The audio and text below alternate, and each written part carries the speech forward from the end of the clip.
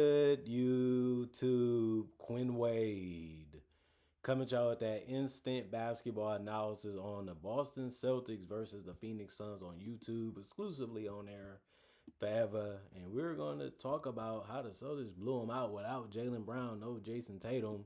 They didn't need either one of them to win this one, and it was a win that we needed to continue to stay in the hunt for that number 2 seed in the Eastern Conference, and we might even be able to get number 1. We never know how things going to play out with the last 20 plus games.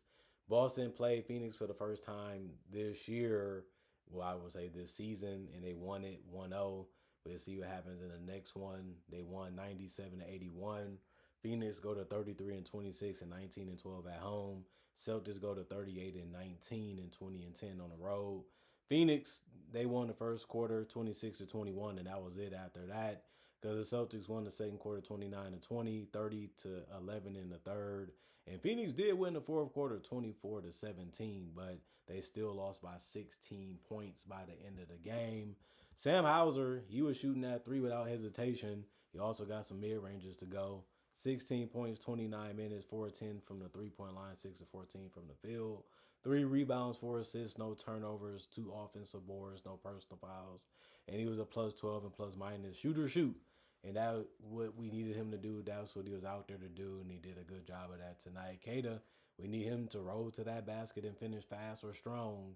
14 points, 13 boards, a double-double. He should have got that, and he did.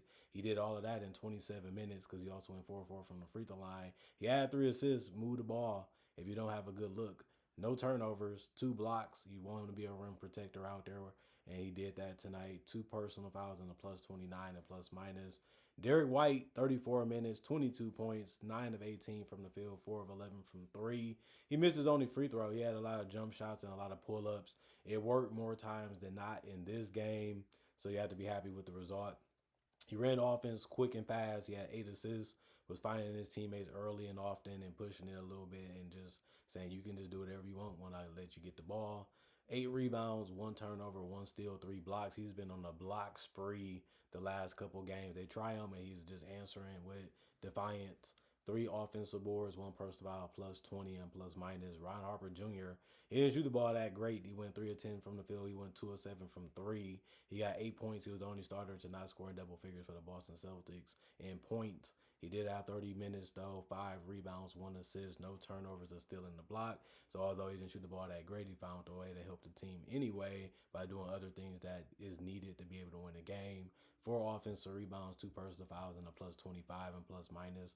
Baylor Shireman, 32 minutes, 11 points, 5 of 10 from the field, 1 of 6 from 3. Had the mid-range and everything else going. It would just been better if he would have made more threes. Wasn't meant to be, though. He still helped out because he finished with a double-double with 11 boards. You would have never thought Baylor would have got a double-double getting rebounds, but he did. But he only had 2 assists, which is weird. 2 turnovers. He also had a steal, 3 offensive boards, 2 personal fouls, and was a plus 13 and plus minus. Banton ended up playing 4 minutes. He didn't score because he didn't take no field goals or free throws. He went and got zeros all across the board. It was a minus 8 and plus minus. John ended up taking a shot, but he missed it. It was a 3. Other than that, he had a personal foul, and that was the end of his night in those 4 minutes. He also finished as a minus 8 and plus minus. Vucevic, he came off the bench and played 19 minutes and had 8 points. He went 4 of 11 from the field, 0 of 3 from the three-point line. I feel like he was just overthinking a little bit and just settling in this one, but he still did get 4 rebounds, 2 assists, 1 turnover, and a block.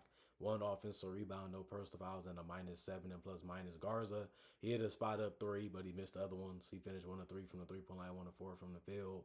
And he also had 3 boards and 1 turnover, 2 offensive boards, 2 personal fouls, and a minus 8 and plus minus. He did a whole lot for 4 minutes, but it can be that way. And Peyton Pritchard, he didn't have a big night either. He played 34 minutes. He only had 8 points. He went 12 of 13 from the field and 0 of 5 from 3.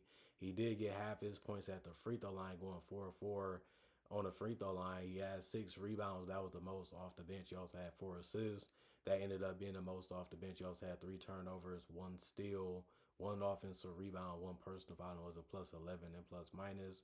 Jordan Walsh, 9 minutes, 5 points, 2 of 3 from the field, 101 from three, 4 rebounds, no turnovers, one offensive board, two personal fouls, and was a plus 7 and plus minus. And Hugo Gonzalez, 13 minutes, 2 points. He made his only shot. And then he had 4 rebounds, no turnovers, no personal fouls, and was a minus 6 and plus minus. And then Jalen Brown didn't play right knee contusion is why he was out of the game. It was basically this team, we should be good enough to beat them without me. Let me get a day off because I've been working hard, playing hard. I'm a little banged up because the season is long. And let me just get a couple days of rest because he's gonna probably not play in the next one. And even if he does, they don't play tomorrow anyway. Um, Royce O'Neal, he ended up playing 21 minutes. He had 9 points. He went 3 of 6 from the field, 3 of 4 from three. If you leave him wide open, he can hurt you, and he did that more times than not against the Celtics. He did have 2 rebounds, 1 assist, 1 turnover, and a block. One personal foul was a minus 19 and plus minus. Ryan Dunn, 25 minutes. He had 10 points. He was able to score 2 of 2 from three and 4 of 6 from the field. Good finishes around the rim. He had 6 rebounds, 2 assists, no turnovers, 3 offensive boards, 2 personal fouls, and a minus 3 and plus minus. He's gonna take good looks, and as long as he's doing that, you're happy with him. And I feel like he played a good game. Mark Williams got a finish around the rim. He finished 1 of 3 from the field in 18 minutes. He did have 5 rebounds, 1 assist, 2 turnovers, and 2 blocks. One offensive rebound, one personal foul was a minus 23 and plus minus. Didn't give you much, didn't do much. The main thing he did was just man the paint, 5 boards and 2 blocks. Ain't that bad, but you would like him to score more than 2 points. Colin Gillespie, 27 minutes, 15 points. That was the most on the team. That just show you how bad they played tonight. He was efficient though. It was 6 of 11 from the field, 3 of 6 from three. He made he ended up getting 3 assists, 3 rebounds, 1 turnover, and a steal. He ended up having one personal foul and was a minus 5 and plus minus. Just a good team play from him and just had good confidence in his game. And it ended up working real well for him in this one. Jalen Green, I don't know what he was doing. His shot selection was terrible. You can make an argument that it always was. He just did a better job at attacking the rim. Now he just settling for more perimeter shots, and it hasn't really been working for him, and he hasn't really been great at it ever really. For what I watched and what I'm still watching the last couple of games that he's been healthy, 5 of 18 from the field, 1 of 8 from three. Some of them was all balanced. Some I don't even know what he was doing. But he also went 2 of 2 from the free throw line. He had 4 rebounds, 1 assist, 1 turnover, 2 offensive boards, one personal foul, and a minus 33 and plus minus. He did take the most shots on the team. They probably feel like he should be the guy that's carrying the offense. He probably should have been the best player on the court, but it just didn't happen. Grayson Allen, he struggled. He played 24 minutes. That was tied for the most off the bench. He finished with 14 points, but he had to go 2 of 12 from the field, and he went 1 of 9 from three. He doesn't really shoot that terrible, but it was just that kind of night tonight. But he still went 9 of 10 from the free throw line. That's really how he was able to score those 14 points. He had 3 rebounds, 1 assist, 2 turnovers, and 2 personal fouls, and was a minus 13 and plus minus. Iguodaro played 24 minutes and had 4 points. He went 2 of 5 from the field, finishes around the rum is all he did. He did have 3 rebounds and 5 assists. The 5 assists ended up being the most on the team, and that's really not that much. And it came from a big, but I guess as long as they got it done, that's all that matter, right?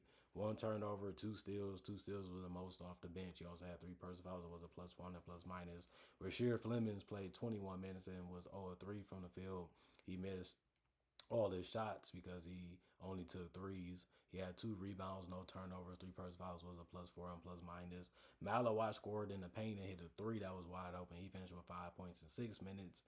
He also had 2 rebounds and 1 block. No personal fouls and was a plus six and plus minus. Amir Coffey was able to splash the mid range. He had 6 points and went 3 of 6 from the field in 23 minutes. He had 1 rebound, 1 assist, no turnovers, and a block. No personal fouls and was a plus five and plus minus. Booyah! He was on the court. He played 19 minutes. He went 0 of 4 from the field, 0 of 2 from three. He had 3 rebounds, 2 assists, 1 steal, 2 personal fouls, and was a minus 6 and plus minus. And that's the best he could give him.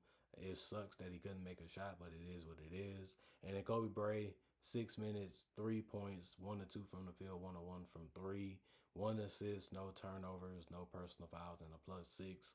And plus minus, the Suns shot 37% from the field. The Celtics shot 40%. The Suns shot 33% from three. The Celtics shot 28%. The Suns shot 85% from the free throw line. The Celtics shot 89%. 61 rebounds was the biggest difference in why they won and lost this game, because the Suns had 34. 18 assists for the Suns, 24 for the Celtics. Both teams had 8 turnovers. Both teams had 4 steals.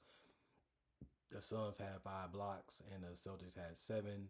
9 offensive rebounds for the Suns, 22 for the Celtics. And then on top of that, since the Suns missed more shots, um, they shot more worse from the shots that they was taking.